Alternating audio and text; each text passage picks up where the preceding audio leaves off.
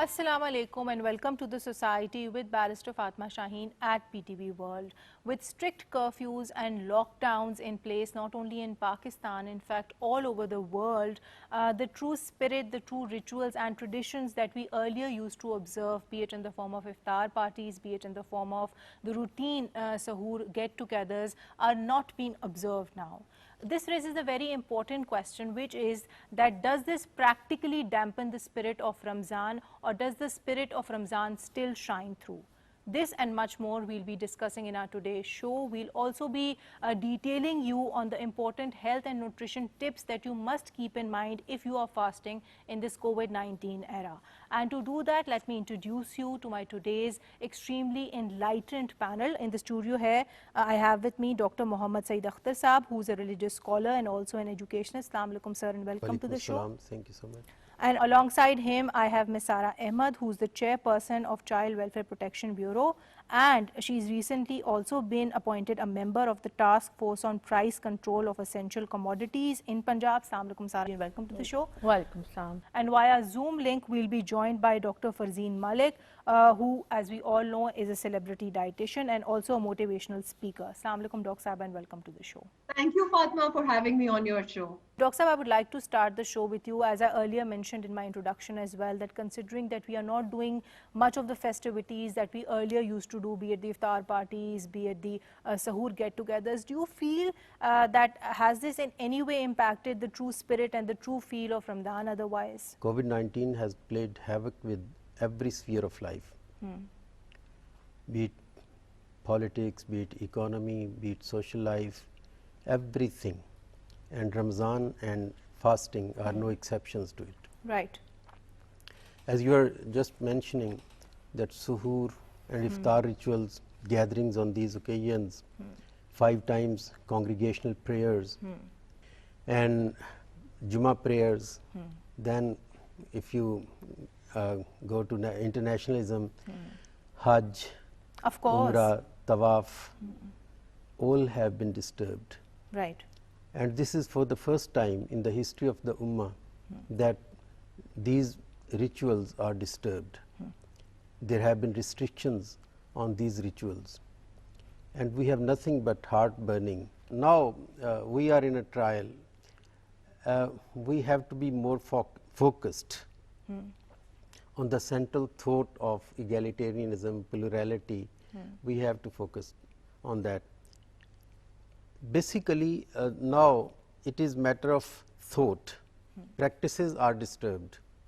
Now we have to focus on the point that we don't lose the spirit, egalitarian or plurality spirit of Ramadan. And this is not expected from everyone. Everyone has not got this power of thought or idea. Basically, the whole universe, that is an outcome of the thought. Shah Waliullah refers to that Allah Ta'ala created this material universe from non-matter. It is a universal fact.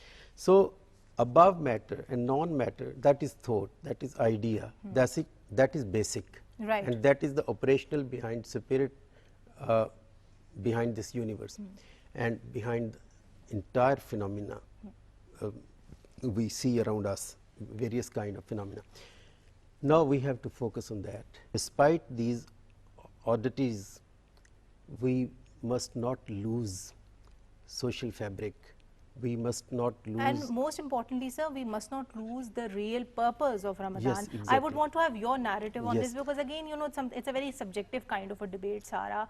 How I perceive, you know, the holy month might be very different from the way you perceive it. So how different do you find it fasting now as opposed to what it was before COVID-19 came? I feel that COVID has actually strengthened our, Right. you know, feelings and thoughts, and the core essence of Ramzan has been strengthened by COVID, because we see all the sufferings going Exactly. on, and Ramzan is all about tolerance, patience, giving back to the society, taking care of the Generosity, poor, yes. generosity. So I think it has, you know, improved that or added to that feeling, and so people are contributing more towards these things. Exactly, and I think also, Sara, it has also made it simpler. I know we all miss out on that festivity, we all miss out on those iftar parties and those sahur get-togethers. Who doesn't? especially for people who are a bit socially active. But at the end of the day, you know where the fundamentals are, you know where you have to go back to. So True. I think for me at least, it has simplified everything and put things into a better perspective. Maybe. That's true. You know, earlier it was all about dressing up, you know, more focus was on socializing, meeting people at Sehri and Iftars. But now people, because we can't meet and there are no gatherings. So what is that one thing that you miss the most? Okay, so this time we would not be able to, you know, find that because we can't go out. I mean, the shopping hours have been curtailed. Yes. And it's not going to be as exciting as it And was. also not very safe with so many people Yes, so, crowding and up in the also bazaars. we're not even looking forward to Eid day so much because I mean, even on that day, you wouldn't be able to have those big gatherings. You Right. can only meet a very limited people and following SOPs, maintaining distance, And and then all with that. all the SOPs in place, even the mobility of people in different cities, different provinces, that has been limited That's too. right. Yeah, people from other cities can't travel to Lahore and Exactly. You want to add something, Said Saab? The whole paradigm is changed. You're right. That is tragic. For example, social distancing. These are the instructions, if not teachings, which are against nature, against law of nature. We are collective. We are. But it is now the social. new normal. So, and I think and- that it's wise to get used to it. Of course, one can't deny the fact that it does take a toll on your mental health, especially for young people who are, who want to go out, want to it's do very what- difficult for the children, Children especially. we can take it as physical distancing, not social distancing. Socially, we must be together. Mentally, Yeah, I think emotionally, that's we very must be aptly together. put, Said Yes. Saab. You know one thing, I see COVID as a blessing also in one way. I'll tell you the positive impact Right. of this. People earlier were not giving that much time to their families. Now, since COVID has started, because they're confined to their house, they're giving more time to their children. I've seen mothers, my own friends, you know, giving more time to children as compared to what they were doing earlier. People were very busy, had become very busy with their own lives. I know, I agree with you on that. People have now, I think maybe priorities have Their changed. priorities have changed, and they have more time to focus on their Yes. family And life has become simpler, But as then you the said. divorce rate has also gone high at the same time. And not to forget that, more abuse cases have come in the front. So I think Yeah. there are pros and cons It's of mixed. everything at the end of the Yes. day. So coming to you, Dr. Saib, I want to ask you, how do you propose that we strike a balance between keeping our immunity high and at the same time fasting the proper way? When we talk about the COVID carnage going on nowadays, it's a small microscopic organism that's really driving havoc amongst all of us. And definitely things have changed since the arrival of the COVID. The protocols have changed drastically. Immune system has to be pepped up big time to fight this off. Now there's a certain balance that we need to strike between hygiene and also between the cleanliness around us and also the SOPs that are being dictated down by the WHO, and also by pepping up our immunity with proper nutrition and diet and also moderate amount of exercise. I agree with you on that, Doc Saiba, but would you just tell us, taking benefit of you being here as a dietitian, and I know you advise a lot of people every day, what are the foods that they should take and what are the foods that they must avoid? Now, when I talk about nourishment, I mean proper nourishment. You need to pep up on your proteins. Proteins are going to give you energy throughout the day and also going to take care of the hunger pangs that follow up after during the time that you're fasting. So the four sources of proteins would be eggs, meat, lentils, and also yogurt and nuts, of course. So these are the five sources you could get your protein from in the morning. Right. And then you need to be very, very careful about the carbohydrates that you have. The carbohydrates have to be smart carbohydrates, which means that you have whole wheat roti, or you can have whole wheat bread, or you could have bran bread. Do not have white bread because, of course, it's white. Anything that is white needs to go. It has to be brown. It has to be brown rice. It has to be brown bread. It has to be brown roti. So Right. the roti could also be of millet. It could also be of barley. And in fact, barley has a higher place in Sunnah and in Tibbe Nabvi, and we should have barley is a lighter grain to digest. So I reckon, I mean, I personally take jaw ki roti, which is barley roti. A lot of things which you could incorporate, and of course, oatmeal always takes the prize because oatmeal is something that you could, it could be barley oatmeal, it could be wheat oatmeal, and you could always put in your fruits in it, because fruits and vegetables are also necessary to keep you nutrient efficient also. Curtailed as much as possible. If you really want to have fats, then have a very small quantity, or have fats which are like, olive oil in a very small quantity. Maybe have fats in nuts, and this is the form of fats that should be utilized, because fats are also necessary to satiate you throughout the day. You need to reduce, of course, your portion size also, but eat smart. If you add yogurt and you add salad to your sahur, of course you will be controlling the portion size of the carbohydrates, because you will be getting your carbohydrates from the vegetables, and of course your protein from the yogurt. Okay, if you really want to sink your teeth into some sort of a dumpling, it has to be just a bite-sized portion that you would have, not platefuls that you wolf down your system. Your point is noted, Dr. Saba, but coming to you, Dr. Saba, I would also want to, only be seen that 1 month in which we try to abstain from food and drink, but we also try to cleanse ourselves. Practically, how can that be done? Basically, man is combination of two aspects, spirit and physique. In Imam Shah Waliullah's terminology, this is malakiyat and bahimiyat. There must be a balance between the two. If you are overwhelmed by spirituality only, don't have physical power, and then you won't be able to lead society. If you are having excessive physicality or bahimiyat, then you will be tilted towards oppression. Again, you would not be able to create balance in society. Of course, the religion per se itself is something, which always advises us to have the right balance in everything in life. Yes. Secondly, if you take it from this angle, that we have our material needs. Our body is made of material, and our body is made of matter, and the universe around us, that is also material universe, and our needs are connected. Matter, I often say, is an important reality. That is the first coming reality to man. When a baby is born, when he grows up, the first coming reality to him is matter. We cannot negate matter. We have material needs. Of course. Definitely. Exactly. But practically, for the benefit of everybody, yes. But this matter, I draw the attention towards this fact, this matter is the first coming reality, but this is not the ultimate reality. Right. Ultimate reality is above matter. That is Zat-e Bari Ta'ala. We become closer to God, and we have that connection with spirituality, and just not the material needs, a lack thereof, also negative emotions, so to speak, like anger, frustration, or just jealousy, hatred towards people.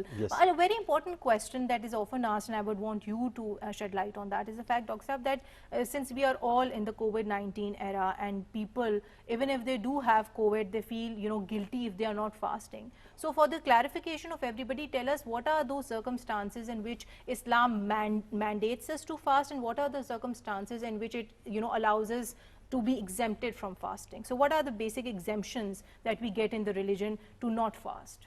Islam is a religion that is nearer to nature. It doesn't impose unnecessary restrictions upon man. Right. If you are healthy, you are in a position to keep fast, you are required to, and it is ordained to you. But if you are not in a position, فَمَنْ كَانَ مِنْكُمْ مَرِيزًا أَوْ عَلَى سَفَرٍ فَعِدَّةٌ مِّنْ أَيَّامٍ أُخَرٍ. If you are patient or you are traveling, you may put it off, you may put the fastings off, and you can keep fast after Ramadan. And Dr. Saab, isn't there some amount also that you can give in some situations? That can be calculated as well. Yes, in case you are suffering from some disease, some ailment, and you cannot complete the count after Ramadan, then you can give fidya. Okay, all right. Exactly. Coming to you, Sarah, we've generally been talking about safe eating. It's only fair that we also talk about safety of our environment. And I know that in this regard, the government has been working very diligently. So tell us more about such initiatives taken by the government in regards to enforcing the SOPs in the bazaars, the markets, the mosques also. Is that people start hoarding and prices go really high and inflation takes place. So, which of course in turn affects the common man because things commodities become very expensive. So the government has taken a big initiative and has kept a big budget this time. Subsidies have been given on wheat, sugar, vegetables and fruits, which are the basics. And what about, Sarah, these masks and these sanitizers? Yeah, So that's what is true. like your observation there? How effectively are all the SOPs being observed in these bazaars? Okay, so I was impressed to see this time that the government, food ministry, industries ministry and livestock, all of them have put in a combined effort with our district administration to ensure that the prices are low, number one. Number two, that the COVID SOPs are being followed. Right. So when I visited, it was a surprise visit, Fatma, and I observed that people were wearing masks most of the times, and where they were not, of course, we asked them to. Do you punish them? So yeah, there's a punishment for not wearing a mask. Yeah, you can an FIR can be filed against that person. Exactly, because yes. Sarah, it can be so detrimental in That's all these true. bazaars if nobody is Yes. following the SOPs. Of course, it is. Also, I observed that for sugar, once during my visit, the line was people were waiting since long because somebody was absent. So that was immediately catered for, and because we submit our reports to the Chief Minister also, and the Chief Secretary is also very involved in this entire process. So this time it's been very organized, and everybody has dedicatedly put in an effort. And I think it's a great effort, not only on part of the Punjab government, the Sindh Yes. government is also doing that. And we True. have very clear-cut laws on all these Yeah. issues. So And it's good to Fatma- see them being implemented. Yes, and Padma, I directly interviewed the customers. They all were happy, other than people who had to wait in lines, but you have to do that at a normal shop also at Right. the store. So women especially, they were so happy with all the rates that have come down and the facilities that the government has offered this time. So coming to you, sir, would you want to add something? Sarah, don't you think that these acts of charity like introducing langar khanas and mobile shops and subsidies, these are ultimate solution of the problem? These acts are just transitory, they'll be fleeting, the effects would not be long lasting. So why don't you recommend change of the whole economic system of the government, Okay, if you are in a position to? Yeah. So a very valid question, that you've asked. Now I'll give you one example.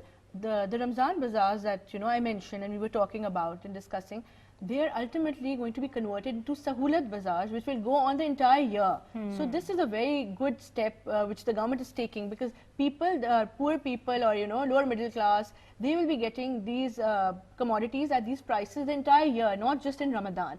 Also, of course, the economic system and the overall economy of the country needs to improve, and it is going towards, No, there but has I been think the progress fact seen. that it is something Yeah. for the common man at the end of the day, Yes. that itself is very good, and that's very heartening, because everybody is now crying off inflation Of course, all the main time. issue is I just inflation. want, my suggestion would be that maybe the scope of the commodities being sold there and the issue of availability, which I earlier Yes. addressed, that is something that could possibly be Right. worked on. But Dr. Saab, coming to you, how would this manifest in improving yourself intellectually, in your character building, and making yourself just a better person at the end of the day? When you come to realize, I was referring to the fact that our existence is material existence.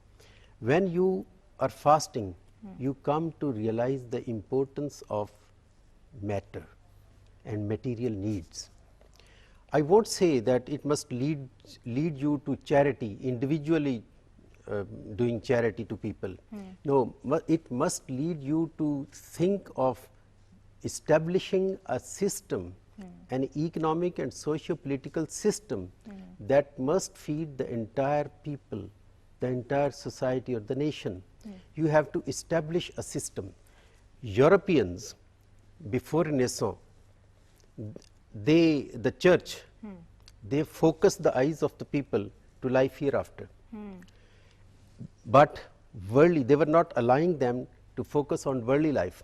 But behind that, the people were deceived. Church or clergy themselves, they were focusing on material gains. Right.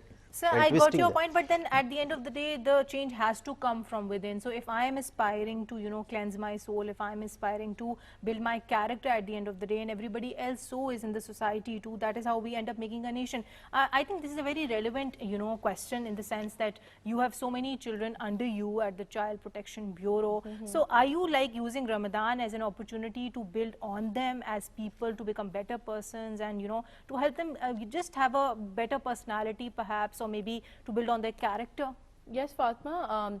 Also, I appreciate that lots of people from the civil society have come forward, Right. and they've been interested in giving Quran classes to our children and character building classes. So right now we have a character building class going on once a week. We have Quran classes going on a daily basis, Dora Quran, like people do. So we have it on Zoom for the children, and also people have come forward with donations that they want to contribute towards our children, whether it's distributing Eid among them or buying some presents for them, so stuff like that. And also, Sarah, if I'm not wrong, we have had the opportunity to work together, otherwise as well, other than my television. I feel that, the way you're raising the children and the way that they are, generally engaged in getting the requisite skills to deal with life, be it vocational training, be it otherwise. So that in itself also gives the big boost to their character, to their personality. But I'm also very impressed that you're leading all these raids, the purpose of which is actually to end child beggary in Punjab. So tell us more about that. Yes, so there are around 1.5 million children, street children in Punjab, which is a very big figure. So since the Bureau is in 8 districts of Punjab, we rescue these child beggars, and we don't just provide them food and shelter, but we provide them with counseling, and we rehabilitate them so that they don't go into this profession again. So for this, like once we rescue them, they go through a medical, medical checkup and this, that, and then they start living with us in our hostels. You Of course, rehabilitate them as well. we have psychologists and they're trained psychologists who provide counseling to these child beggars and their families also on a daily basis. And I personally think that the family should be punished as well for letting the children out this way, that too in Ramadan. Yeah. Because when Ramzan starts, at the very start of the holy month, you see all these all these mafias beggars coming out. and child beggars also knocking our doors and annoying, and it's all the So I streets think are it's a filled very with- timely move. But do Yes. you have like help of the civil society in this regard, or is this something which is just done by yourself? Fatma, just before Ramzan, we organized this massive campaign, awareness campaign in Punjab, and the sole purpose of the campaign was to educate people and to build awareness so that they should not give any money to child beggars, because that encourages their business, and it's actually a big profession. It's a growing business for them, and we need to stop that. We need to eradicate that. So our message for the citizens was not to give them any money. If you want to sympathize with them, or if you want to do something for these children, you should bring them to the bureau, or give them something to eat instead. Keep some edibles in your car and give that instead of giving money. Exactly. Yes. I think the best option would be just reporting them off to the bureau. At least that way they go back in a safe environment. True. And they get a chance to restart their lives. And I think it's also punishment for the parents, who I'm sure have to go through a certain procedure, legal, Of if I'm not course. wrong, to get the child Yes, back. and if we see a repeat offender, then they go behind bars. I mean, There as you per go. law, there's a punishment. Exactly. So I think these are all wonderful initiatives that your bureau is taking, of course, under your leadership.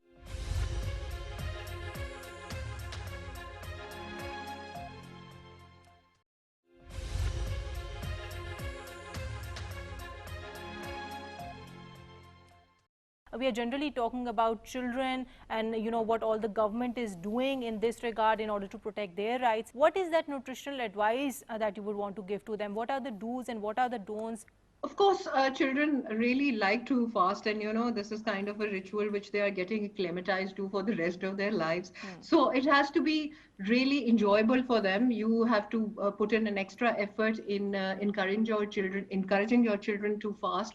And of course, the suhoor has to be very, very palatable, and it has to be very nice for them. You can give them parathas, you can give them, or you can introduce them to the idea of oatmeal. You could give them their favorite foods made by yourself at home, rather than feeding them fast food from other chains and stuff like that. It's better that you introduce them to homemade food. And of course, the caloric value for children has to be higher. So you need to introduce nuts in it, make smoothies for them, make milkshakes for them. And for God's sake, please, for all of you, do not use sugar. Sugar is the mother of all evils. try for this Ramadan, try to make a promise to yourself that you're going to cut down on your sugars and on fizzy drinks, and try not to give your kids fizzy drinks for iftar, because that's what I see in a lot of sharbats. Try to give them healthy smoothies and healthy milkshakes, which has chia seeds, which has fruits, which has berries, which has a lot of nuts crushed inside, so that they learn the actual fervor of Ramadan, which is to eat smart and to feel better at the end of the day, rather than feeling bad at the end of the day. Right. So what would be a healthy alternative to that? First of all, for elders, it could be stevia. Stevia is a naturally occurring plant, as you know. And then it could be honey, it could be agave sugar, it could be gur, it could be brown sugar. So these are the things that we could use, and these are the things that we should incorporate in our diet. And of course, you would see that for different people who make fruit salad, they put in a lot of sugar in it and kill the whole idea of having fruits. So it's better if people could use dates or figs to sweeten up their fruit salads. Right. And also which is often asked, and I would like to get your expert opinion on this as well, that often people going for the keto diet, we see people opting for lean meals, detox. So is this the right time to do that? I'm totally against fad diets. It has to be, dieting is a special art. I'm a doctor first and then I'm a dietitian. So when I became a dietitian, I understood that actually food is a science. So when doctors tell you to eat smart, they don't really guide you that way what to eat. So you need to get in touch with a dietitian or a nutritionist Right. when you are devising a plan for something you're going to put in your body, and that's going to actually give you that's the meter which is going to define your energy, your brain energy, your everything. So that's, you are what you eat. So after saying that, I feel that meals have to be balanced. They can't be one nutrient friendly. You should have happy bellies after every diet. People end up having lots of problems when they go on to fad diets. Yes, I do agree that because they are fad diets and because they're nutrient based diets, people do lose weight in the first few weeks. But then once they leave it, which is likely to happen, the weight bounces back on and bounces back on in a very strange way in areas where you hadn't seen it earlier. Very right. This is my Sustainability I've of such seen this. diets is a very big issue. I agree with you on that because I myself am guilty of doing it, especially the keto diet. But you know, having said that, I think it all matters in how you manage the diet itself, Dr. Saiba, because Ramzan can either be a fitness freak's nightmare, or it could possibly be that 1 month in which you can acquire all your fitness goals, right? So I think it's all about management. Of course, it's all up to you. It's all up to you It's at all the up end of to the you. day. Right. Your point is noted, Dr. Saiba, but coming to you, Dr. Saib, you know, a very relevant point regarding this whole discussion of today is the fact that a lot of people ask us that is it okay, like does Islam allow us to get oneself vaccinated while you're observing the fast? Yes, this is an important question. It is just like getting injected. You, in case of your ailments, you can have injections. In the same way, vaccination is just like that. So it is also allowed. Okay, and Yes. but I think there needs to be more awareness on this, because there is this strata of our society which feels that, you know, you can't get yourself vaccinated if you are fasting. So I think that's a very valid Yes. point that you've clarified. But having said that, on the converse, if you do get yourself vaccinated while you're observing the fast and you then fall ill, are you allowed to actually break the fast on that ground? Yes, ulama and muftiyan say that in any case of ailment which is dangerous, which is likely to harm your life, you can break your fast, and then you'll go for fidya, or you'll complete the count after that. So this is allowed. This is allowed. But then the test has to come from the person who wants to possibly break the fast, because then again it's very subjective. Some Yes, people, yes. you know, might want to ignore the vaccination effects of just feeling a bit dizzy, and the others might just, you know, give in to the pressure and they would want to break the fast. But either ways, it is allowed and it is not something which is condemned. That's my question. It is allowed only if it is dangerous for your life or And of course, that, like Yes. I just earlier said, that decision has to be made by oneself. Your point is noted, but coming to you, Sarah, I would want to ask you that since we are talking about vaccination, do you have any plans of getting the kids vaccinated at the Bureau? Yes, so we do have this plan, and since we have our own medical section and our own doctor who's there 24 hours, so he keeps a routine checkup of all the children. And since we rescue children and we're getting outsiders inside the bureau with our permanent residing children, so because of COVID, we've kept them separately. Like it's totally So separate. do They you eat make separately. them, like do you isolate them or do you get them tested after which they're allowed to mingle with the bureau Yeah, kids? so there's no test, but we keep them separate. Like the newly rescued children are kept in a separate hostel, so that they don't interact. The food that is served to them is also done separately.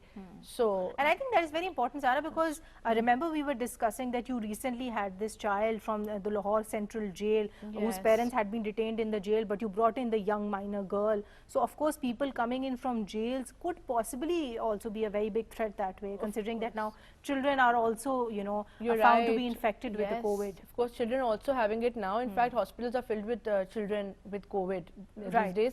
So to cater to that, also we're having awareness sessions in the bureau. We've given all the children masks, of course, which are given to them weekly, and sanitizers and everything, so that the SOPs are followed.